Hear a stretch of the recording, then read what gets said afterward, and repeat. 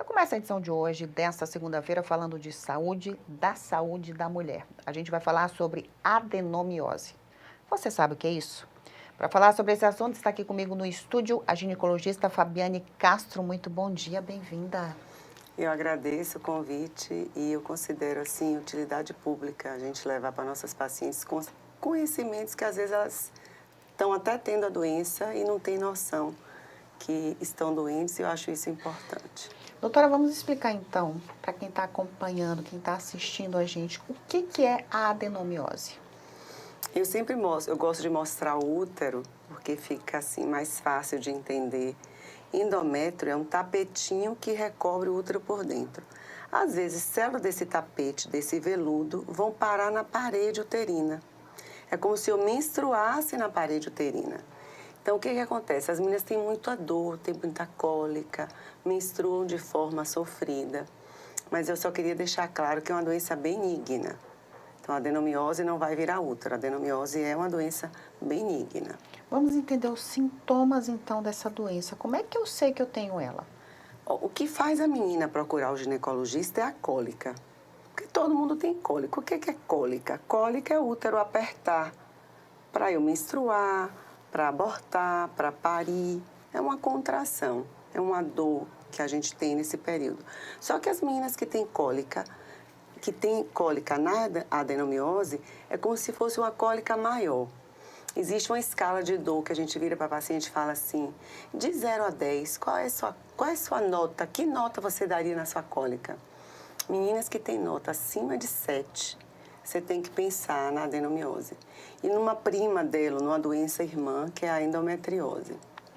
Além da cólica, o que eu tenho mais? Eu vou sangrar mais.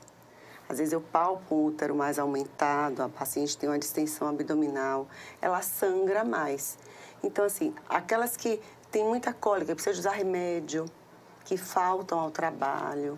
Então, às vezes, as estudantes deixam de ir para a escola. Então, assim, eu digo que ela magoa mais, ela maltrata mais do que mata. Como é que é feito o tratamento, doutora? Foi identificado, existe um tratamento, existe uma cura? Então, primeiro, para a gente falar em diagnóstico, o primeiro seria a busca ao ginecologista com a queixa. Existem exames, né? O exame que a gente pode fazer, ultrassom, alguns casos a ressonância, tem um marcador, que é um exame que a gente faz no sangue, que é o CA-125. E o tratamento vai depender, assim, do grau da doença, da idade da paciente, se a paciente quer gestar, se for um útero muito grandão, às vezes tem que fazer a retirada do útero. E o tratamento? Primeiro passo, o remédio para dor. Lembra que eu falei que é uma doença sofrida? Então, a cólica dá muita dor para a paciente.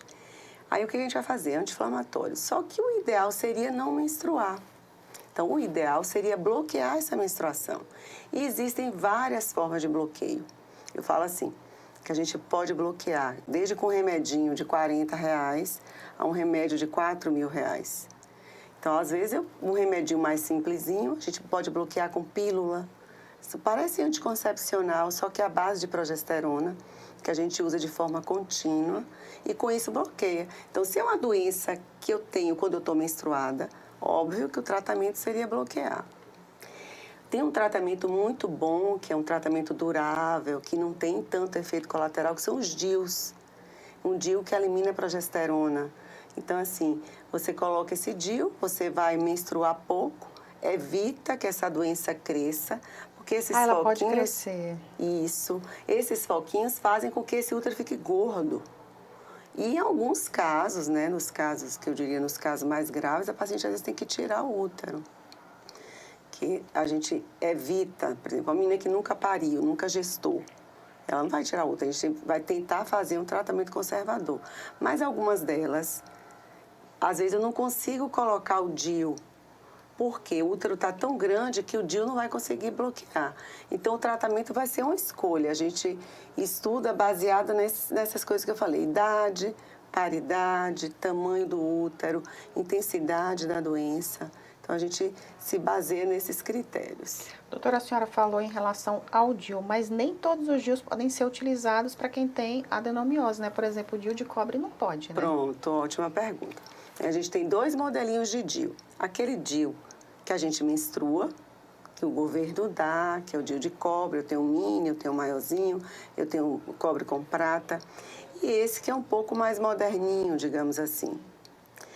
Esse eu não menstruo. O DIU de cobre, se eu vou menstruar com o DIU de cobre, tecnicamente não era para eu poder usar.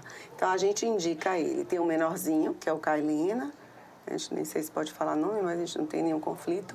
E o Mirena, que é o maiorzinho.